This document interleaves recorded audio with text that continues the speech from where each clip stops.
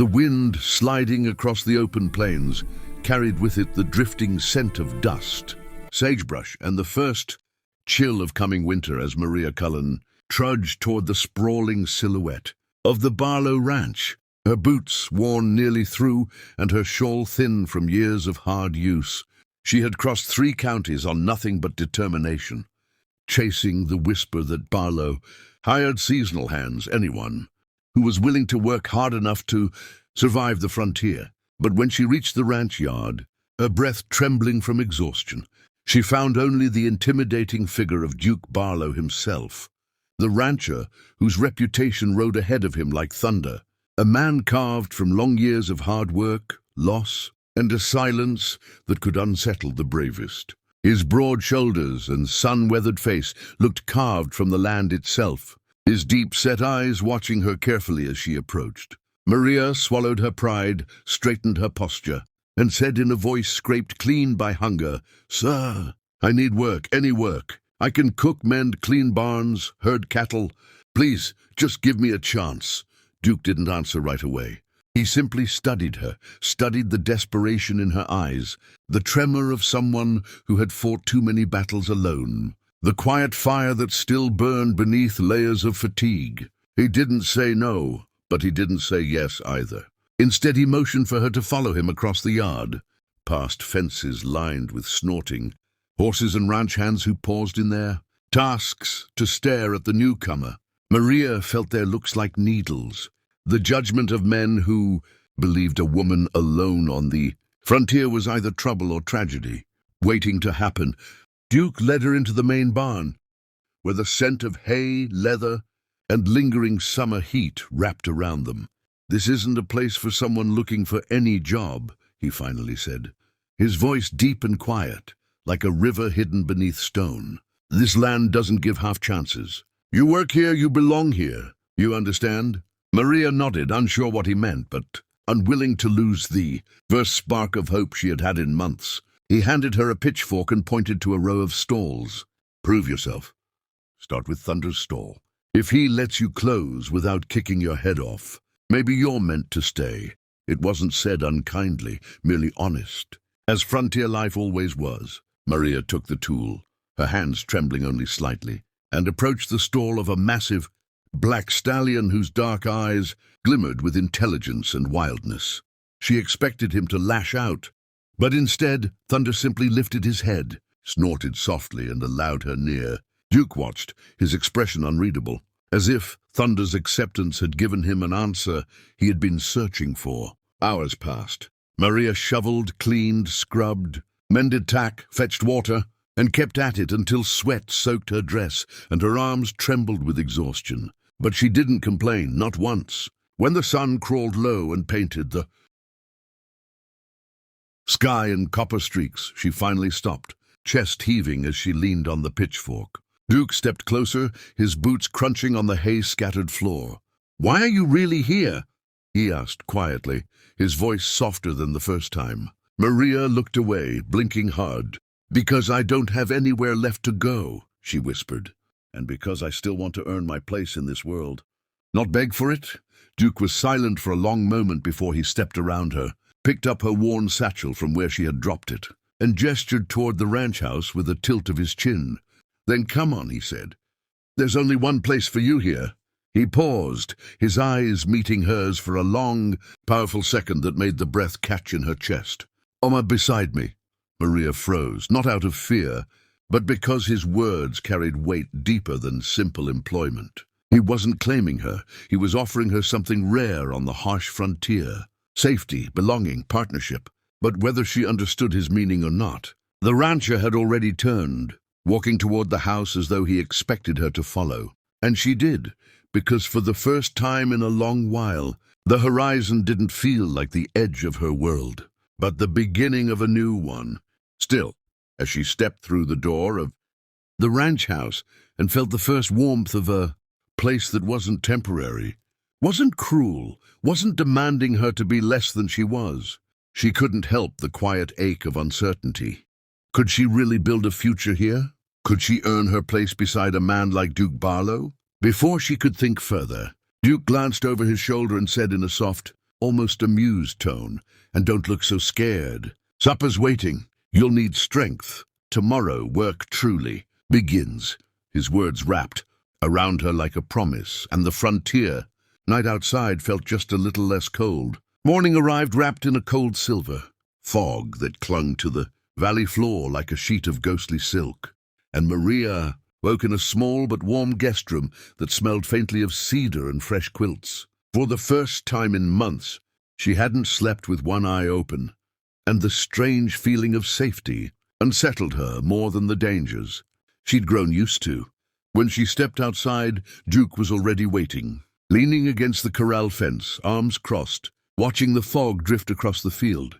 He glanced at her boots, her posture, the weary determination in her eyes, and then nodded once, as though confirming something silently. "Come on," he said. "If you're going to stay here, you're going to learn the land. The herds, the people, and the dangers. This ranch is a living thing, wild, stubborn, and unforgiving. But it rewards those who respect it." He saddled a gentle mare for her and mounted his own horse with a smooth, practiced motion that spoke of years spent in the saddle. Maria followed him through the fog-draped fields, past the murmuring riverbanks and the distant silhouettes of cattle moving like shadows in the pale dawn. The silence between them wasn't uncomfortable. It was the silence of two people who understood the weight of lived experience, the burden of responsibility, the scars no one else could see. As the day unfolded, Duke taught her how to read the land, how the wind spoke before a storm, how the cattle shifted before predators came close, how the earth changed color when rain threatened. He spoke sparingly, but each word carried a kind of steady wisdom that Maria found herself respecting deeply. She worked alongside him, mending fences, hauling hay, calming a panicked calf trapped in a ravine, her arms shaking but her resolve unbroken. Through it all, Duke watched her with a mixture of caution and admiration, as though he had invited her into a part of his life he hadn't intended to share with anyone again. At midday, they rested under the shade of a cottonwood tree, its branches heavy with late autumn leaves. Duke handed her a tin cup filled with strong coffee. "You don't give up," he said quietly. "Most folks would have quit before sunrise." Maria looked down into the cup, steam brushing her face. "If life taught me anything," she murmured, "it's that quitting is a luxury for people who have someone to fall back on." Duke's expression tightened, not in anger, but in recognition, as though he knew that truth well. "You're not alone here," he said suddenly, surprising even himself with the softness in his voice. "Not anymore." The words settled between them like embers from a slow-burning fire, quiet, warm, dangerous. Later that afternoon, a commotion stirred near the eastern ridge, where a bull had broken loose, charging wildly toward the other cattle. Without hesitation, Maria sprinted forward, grabbing a rope and attempting to cut the bull's path before it spooked. The entire herd. Duke shouted for her to stay back, but she didn't listen. She couldn't watch everything fall apart. After she had finally found purpose again, the bull thundered toward her, hooves ripping into the dirt.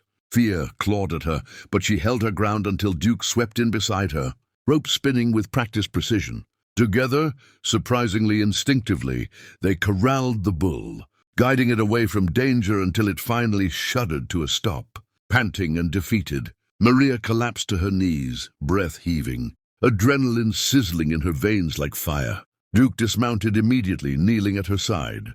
"You're out of your mind," he growled softly. But there was no anger there, only fear disguised as frustration. "You could have been killed."